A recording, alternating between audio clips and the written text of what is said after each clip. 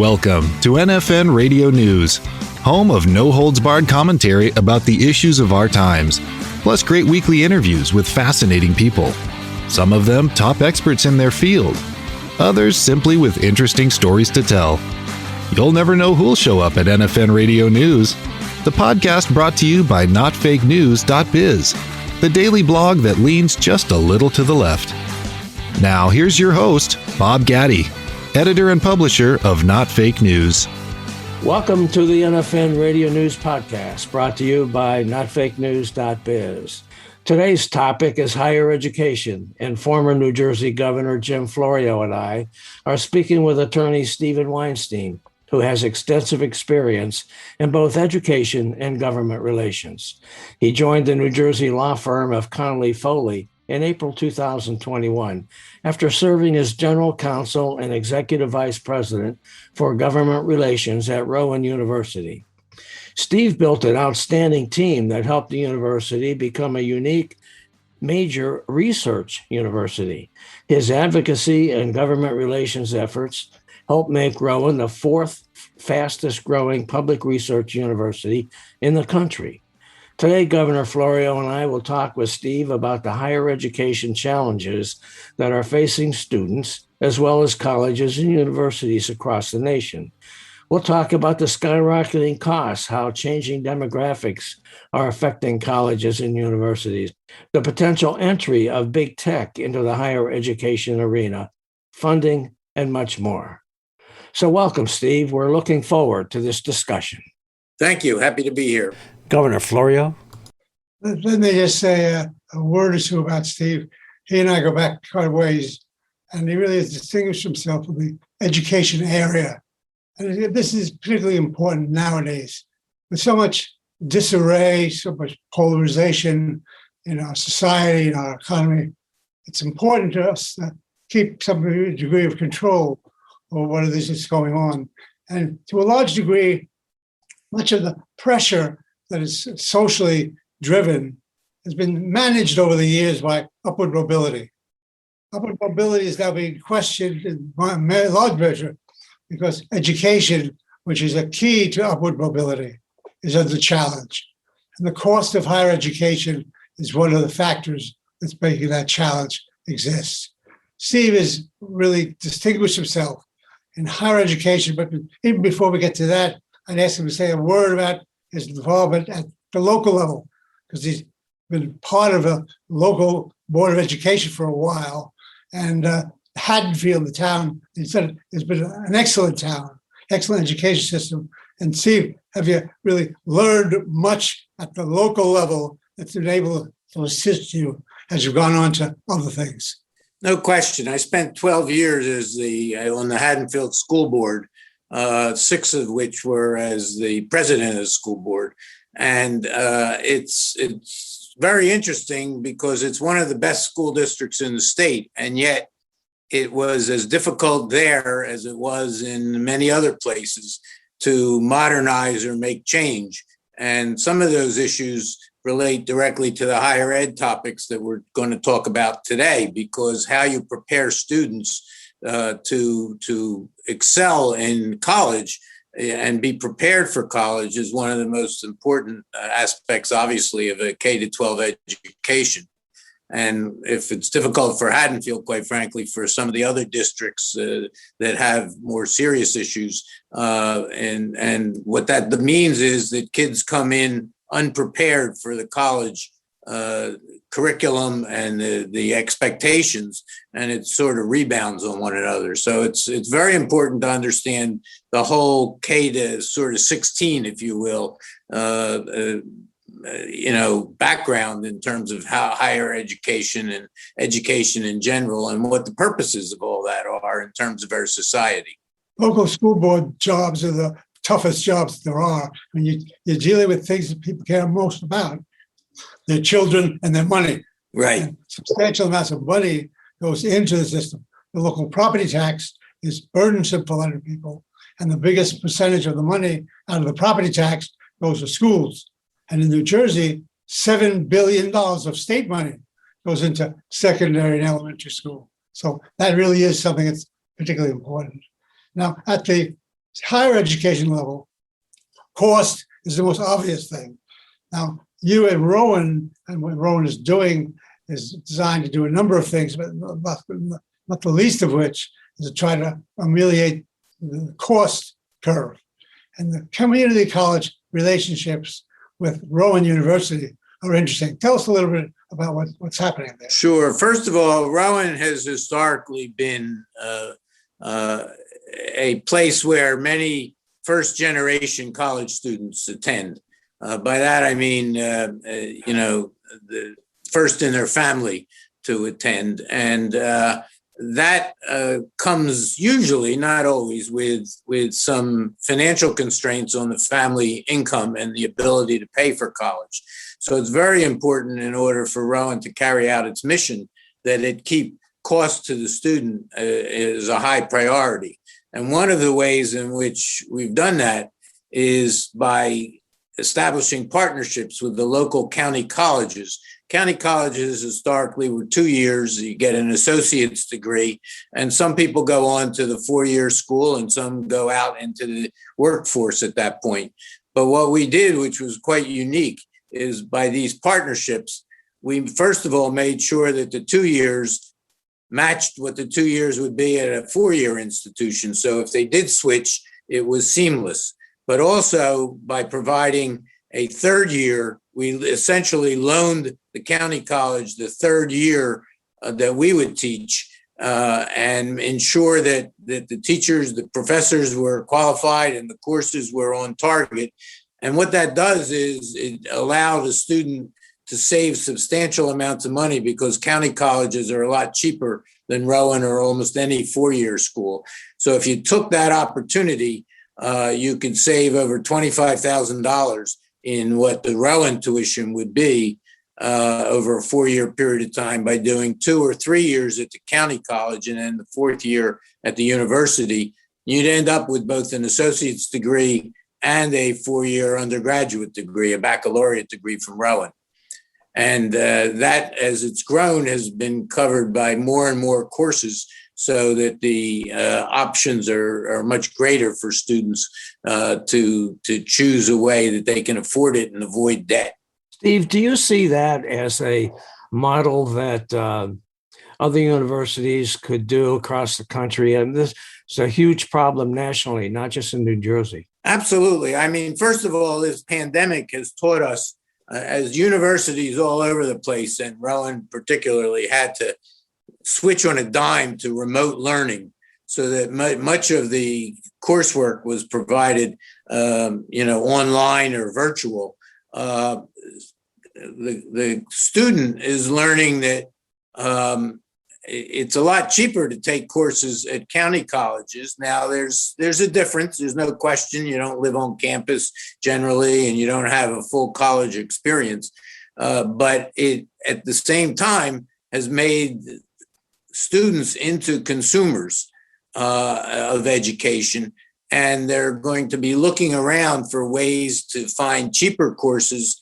And it is, without question, you can do it cheaper at a county college as long as you know where you're going with it and that you combine with a 4-year school so that you can put the best of both together. And that is going to become a force. It was already happening, but over the last year, it's going to be, much more important going forward that 4-year institutions figure out how to adapt to the student rather than the historical way, which was the opposite. The student always had to react to the way in which colleges were set up. And the other thing about county colleges now, because they're learning from for-profits and others, is they don't all start in September and January in 2 rigid semesters. You can often start programs at different times at county colleges, every month, for instance, in some programs that meet your schedule. And 4-year institutions are going to have to adapt to that because people need that flexibility and want that flexibility now. One of the other problems that I've seen written about in some educational journals is the ironic situation that we will have in the future, because of demographic changes and other types of changes taking place, more colleges than we need. That sounds counterintuitive. Can you amplify on that? Well, there is a dearth of 18 to 22-year-olds now. The demographics are such that there are many fewer 18 to 22-year-olds, which is a traditional college group. And that just ramps up pressure on individual colleges to recruit and try to get that traditional group. It's a supply and demand to a certain extent. And what that's doing is colleges are now competing against each other, giving out sometimes more financial aid or otherwise cutting their price, which is good for the student, but it puts pressure on the universities. And many of the smaller universities, the sort of traditional liberal arts institutions, they're very good, but there may be a couple thousand students are going to find it very hard to continue to compete because tuition is the primary revenue source for most colleges, other than state appropriations, which for public colleges, which are dropping drastically over the last 20 years, except for the Ivy Leagues and the ones that have the big endowments can withstand that. But the other schools are going to have tremendous financial pressures on them, which then gets translated into whether you cut courses, you cut faculty. What do you do in terms of keeping it together? And many feel that the smaller colleges are going to have substantial trouble and may merge or go out of business. It's interesting. Technology is also proving to be somewhat of a problem in terms of competition at the college level. That I've heard something about people expecting Google or Amazon to go into the college business. What do we know about that? Well, there a couple of years ago, there were some major efforts to try to put online courses available to large swaths of the public, whether you were students in college or not.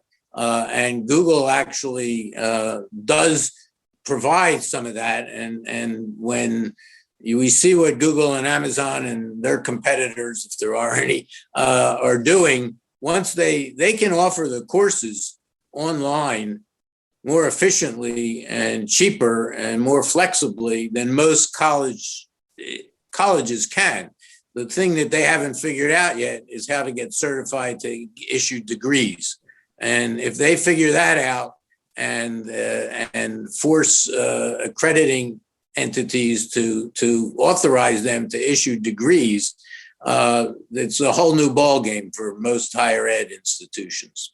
Steve, do you think that the experience with the pandemic and people having to take online courses and do things digitally will play into that? Will make it more likely for people to be receptive to that kind of college experience? No question. I mean, look, we've found, and I think most schools have found in surveying their existing students, that they really want to come back to campus because they did miss the campus experience, the living in the dorms and hanging out and having opportunities 24 hours a day and the sports and everything, the arts and everything that a real college experience provides. But at the same time, they learned that you can learn digitally or online, virtually. And so the pressure, particularly on the flexibility end of do it on my time, when I'm available, when I want to do it. And particularly if you want to go part-time, if you want to keep your job and not go full-time, you need to have the flexibility at night and weekends and so on to be able to do that. And people have learned that it's possible and that you can get a pretty decent experience that way. So if it's a whole lot cheaper and you have other pressures in life, again, without the 18 to 22-year-olds, you have a non-traditional group of students that are older. Some have jobs, families, kids to take care of, all of those pressures. The flex, people at that stage of their life don't have the ability to just shut off everything else and go live on a campus and for 24-hour experiences. So, it's going to put great pressure on institutions because now we have to realize that the consumer, we have customers, and the customers are the students. It never used to be that way. Colleges didn't view their students as customers, and they're going to have to going forward. Do you think this is really something that will happen and be mainstream? Yes. I mean, it won't be across the board. I'm not suggesting that Penn or Princeton or, Yale is necessarily going to change dramatically, although they'll have more courses like this. But again, for a large swath of those 4,000 institutions that want to survive, they're going to have to become much more receptive to consumer demands. It's interesting. Colleges were formed 300 years ago by faculty, and they haven't changed a whole lot in all that time in terms of structure. As I've mentioned to others, we have 2 semesters, basically, September and January, because with January getting out by May or June, because it was based around an agrarian society that had to plant and harvest. Well, that doesn't exist for too many people anymore.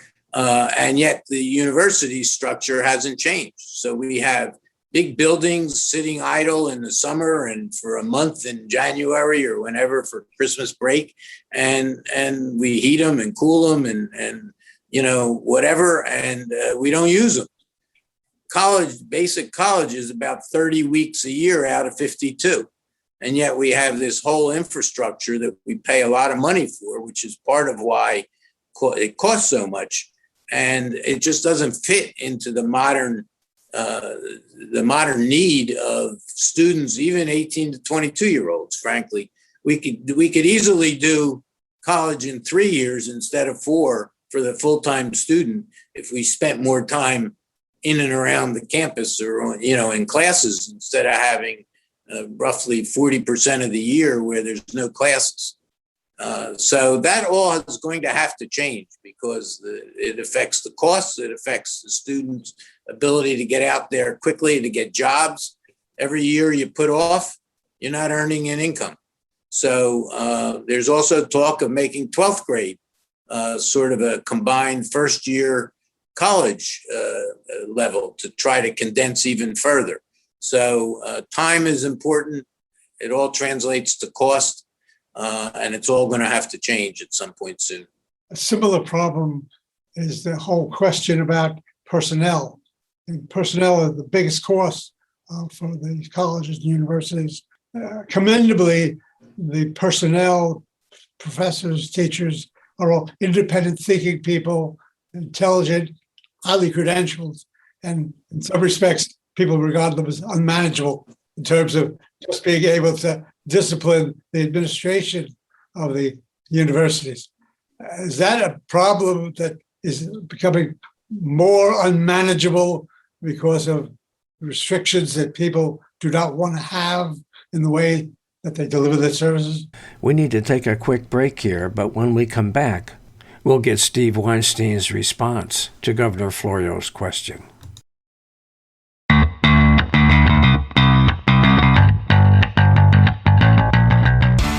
Well, the cynical person might say that they have a very nice lifestyle and have summers off mostly, and during the week in the winter and fall and spring are there for a couple hours teaching. I mean, they do have a lot of other duties.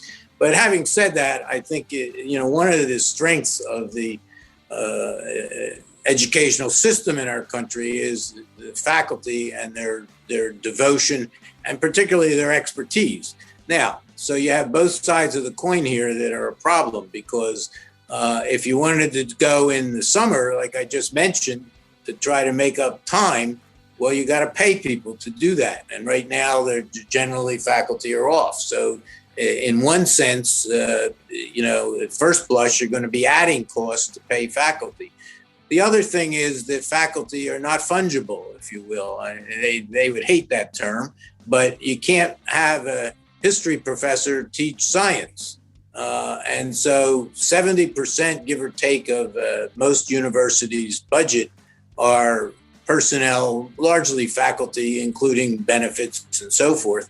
And so there are gigantic cost aspect But you're right, you can't move them around, or you can't, decide that this week we're going to do a special on history courses or something like that. And it becomes it's a rigid formation. And somehow through one of the things that people are talking about are interdepartmental appointments. So right now, most of the time you get appointed as a member of the faculty of the College of Arts and Sciences or the College of Engineering, or, whatever, of giving interdepartmental groups of people to teach courses that would at least allow some flexibility, because you need critical thinking in everything. Even in science and math and STEM areas, you need critical thinking. You may not need a whole lot of history professors to produce history majors, but people really, as we've seen today, need to understand better what history is all about. So flexibility and figuring out how to do that is going to become important, because right now faculty decides what they want to teach and pretty much when they want to teach it, and to whom they want to teach. So there needs to be greater flexibility going forward in that.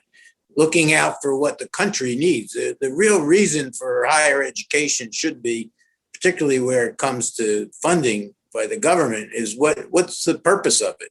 Beyond maximizing everybody's potential, which is very nice, but how do we produce people that provide a workforce to provide jobs, et cetera? So flexibility and all that is going to become very important. Good example of the need for a higher education, or education in general, in the job training market, is what's happening in New Jersey and in other states as well, with the offshore wind business coming to this country. After existing in Europe for 30 years, we're now just discovering offshore wind. And a workforce has to be totally trained, and higher levels of education are required for some of the more technical jobs. And that's a good example of where higher education can fill the marketplace demand and probably do well for itself as well as for the industry and for the economy. Exactly. Rowan's just recently formed a Wind Institute, if you will, which it does exactly what I was talking about and what you just mentioned. It brings together expertise across the campus from different specialties and different areas, and works, starting to work with at the union level, as well as the major employer level involved in the wind industry, with the Ørsteds and others, to figure out what needs to be taught and how to do it in the most efficient and competent way and quickly.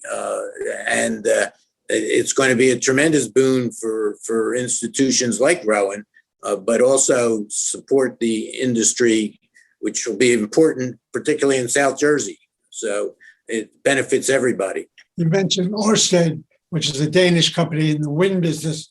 They're putting money into this process. So you got a good public-private partnership, right, resulting in good outcomes, right, which can help on the economics. But the university had to say if left to its own devices, the faculties in each of the departments or each of the colleges, the engineering, the science and math, the liberal arts, the writing, the public relations, all these things are relevant to the industry, many more, but they would have developed on their own programs. And it was important to try to crack that structure and bring people together around one table that can work on multidisciplinary approaches to things, because it'll get done quicker, be more effective and more efficient. Well, that's a good example of public-private partnerships involving the state having joint specifications to try to get the private sector company to deal with the universities so as to be able to have everyone collaborating. So you had the public sector, private sector, and the nonprofit philanthropic sector as well. Right. Well, as a research university, and Rowan is pretty new to that. I mean, it's almost a year or two, it celebrates its 100th anniversary, but it's been a research designated institution since 2013. And it's done enormously well, but it understands that it has a role to play as a state university to the region in which it exists and to the entire state. So by reaching out in that way and formulating the partnerships, it further makes more effective the state dollars that it gets, which aren't enough, but whatever, but which it gets from the state to provide these services. All of this sounds to me like for the students coming up, there are going to be some exciting opportunities because the universities are going to have to change and become more flexible, provide courses that are relevant to the changing times, and there's competition to hold the prices down. That seems to be good news all the way around for would-be students. It is, but one thing you need to remember, at least with the traditional students, is we tend to ask kids that are 17 or 18 years old today to decide what they want to do for the rest of their lives. I don't know, I'm old enough, and maybe you guys are too, that when I started college, I sort of took 2 years of general humanities and then at least got a touch of things and then decided what I wanted to do.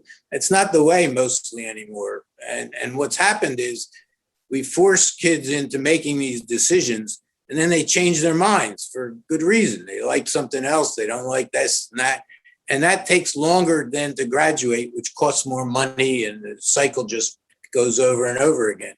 So one of the things we're doing, we've started a substantial program with the Camden School District, where we are about to go into a new high school academy that the state is building for the Camden district, with 4 academies separate. It'll be STEM, performing arts, medical arts, and a more general approach. And we're going in there and making sure that their curriculum is such that it gives the students a good opportunity, but also equips them to come in right away and gives also dual credit. But the other thing is to teach them, to expose them to careers and expose parents to careers. And because the sooner you can make a judgment on where you want to go, the quicker you're going to get there, and hopefully the more effective and at the least cost. So it combines all of those things you just mentioned, which are, again, based largely on not what the university wants, but what the student wants and what the industry needs. And that's what we should be focused on. Steve, if you were the Secretary of Education in the Biden administration, what sort of policies would be your number one priority? That's a big question. I don't know. They have lots of different issues, but the cost issue is a major issue in which the federal government is involved. Federal government's not involved in the direct provision of educational services from higher ed. I mean, that's really left to the states and the individual institutions. But they are involved in things like Pell Grants and other supportive aspects. They are involved in authorizing lenders and the terms of that. And so one of the big things they can do, and if you remember back in the last administration, there was some debate with the former Secretary of Education about whether they would relieve debt and so on. That is a major issue that needs to be addressed, because getting and making sure that what they're funding, what they're giving loans for or grants for, are such that are in areas that people need the training in. So that is a primary thing. The next thing is accrediting of institutions, particularly the for-profits. For-profits are great on consumer approaches, but not necessarily in delivering their promises in terms of training and educating students. And the federal government could have a large effect on that. And then the third thing is really on grant funding through NIH and NSF, National Science Foundation, and so on. There is, in the current Biden proposed budget, a substantial increase in funding for those kinds of areas. And we've got to get back to the part where science matters, not just on pandemic and politics, but for real education purposes. And I think if they can deal with those three areas, that's a big group of things, and they would serve everybody well to do that. Your second point about making sure that the private for-profit schools are really performing is very important. I mean, there have been some horrendous scandals where students, and veterans in many instances, Right, have come out, signed up, paid their money, and then never got the product. So that is something that has to be dealt with. Yeah. I wanted to ask you about a controversy that I've heard exists dealing with tenure, that tenure is being much less frequently offered to professors. Have you heard anything about tenure? First of all, was devised not as a job security issue, but it was devised to ensure free speech and thought on college campuses, so that whether it's college presidents or boards of trustees or state institutions can't censor what goes on in terms of education, because it was thought, and it still is, that the broad spectrum of thought needs to be presented to students so that they can learn how to deal with all that and so on. But over the years, tenure has evolved, not just for that purpose, but more for, or as much for, job security. Well, in New Jersey, you also have, most of the faculty are also unionized. So there's plenty of protections, but there is a concern. And then it's a job for life. So if you grant tenure, so from the financial perspective, from a university, once you grant tenure, you're agreeing to pay somebody $1 million, whatever it is, over the rest of their life. If they get tenure at 33 or 34 or 35, and they don't retire for 30 years or so. So that has caused a whole new look at tenure because of the financial obligation and the fact that at the same time, what is being taught is changing so rapidly. Do you need people who are, lifetime people as opposed to sometimes younger faculty to be focused on what needs to be done? It's a very touchy area because it inevitably, you read about it when some politician gets involved with saying that some teacher is teaching, something they don't like. And there it makes sense because higher ed should not be a function of, the ruling party, so to speak, to decide what should be taught. But it gets confusing once it gets beyond that point. It's interesting. That is one of the contemporary problems on campuses, is that unattractive speakers, unattractive to somebody, the whole right of free speech is being raised as an issue, which we never really thought that much about, but now it's in the headlines on a fairly regular basis. Well, when we went to college, the college wanted speakers on both sides, multiple sides of issues, because that obviously helps the students learn those kinds of things. Today, with the internet and social media and everything else, there's the idea of multiple ideas of thought or multiple sides don't seem to be very popular. You're either one side or the other. And unfortunately, students are going to suffer as a result of that. But that's a larger problem than higher ed. It's a problem in the whole country, I guess. Yeah, I wanted to ask you what you thought of the proposals for the federal government to provide essentially cost-free, tuition-free education for the first 2 years of college. Well, it's a popular idea.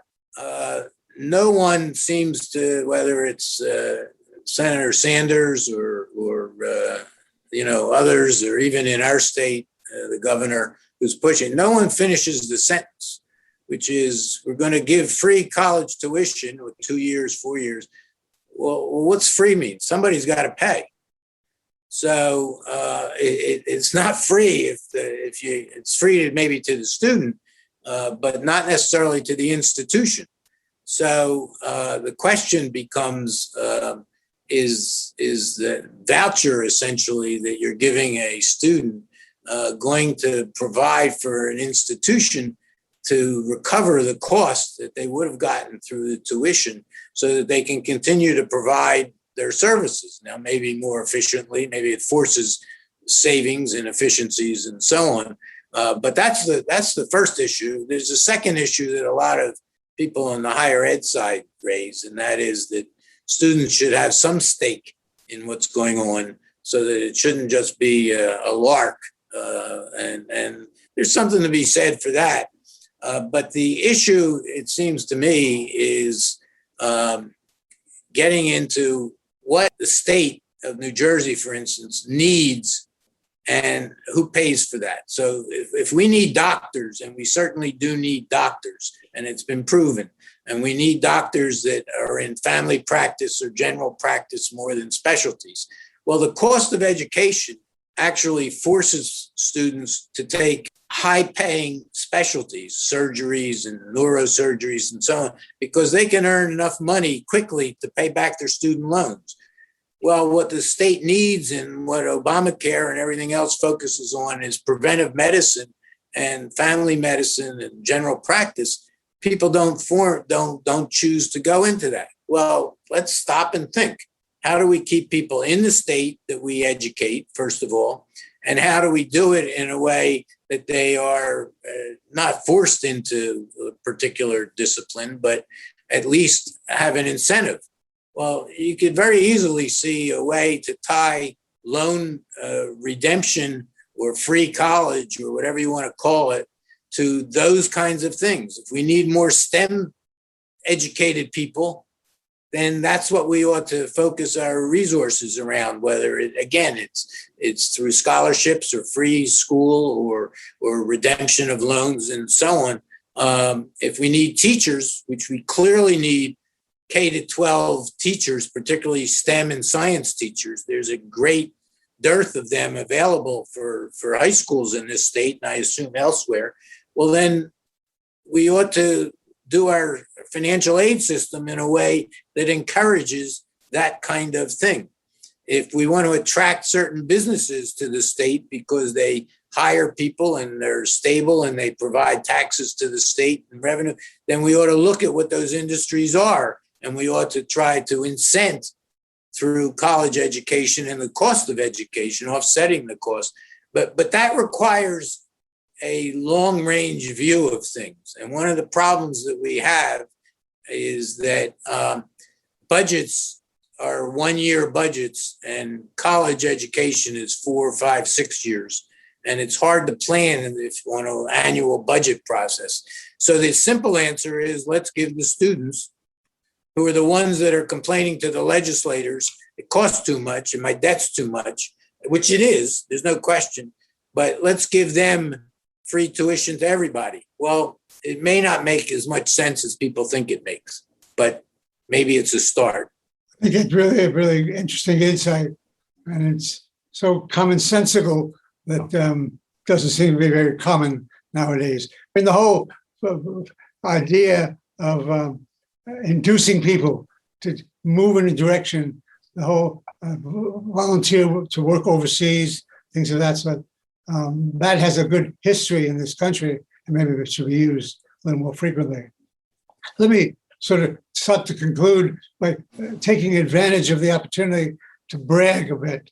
I have a daughter who is a doctor, who is a family practitioner, by the way, who is also a teacher at Dartmouth University, the medical school.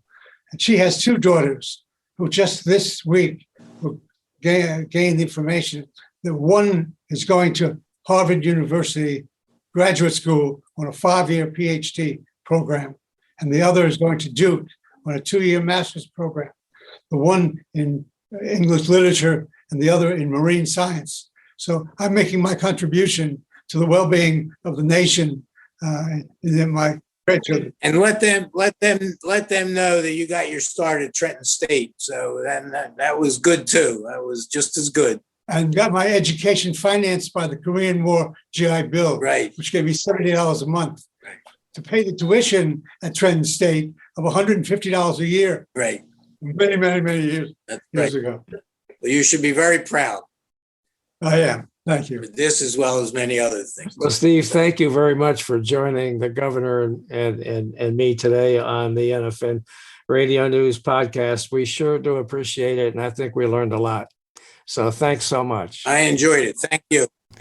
I'll be right back with some closing comments after this message.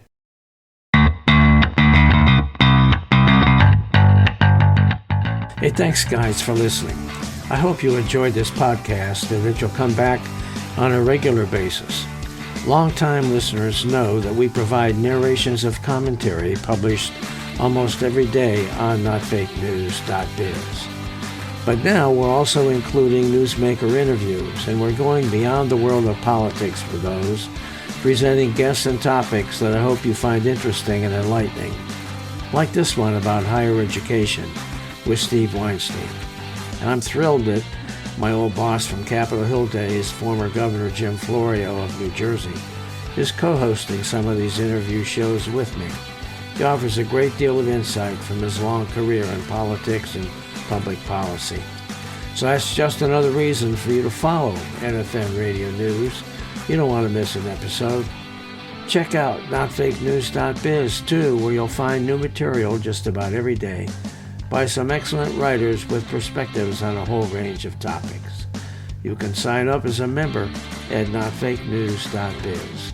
And of course, it's all free. Also, let your friends know about this podcast and about notfakenews.biz.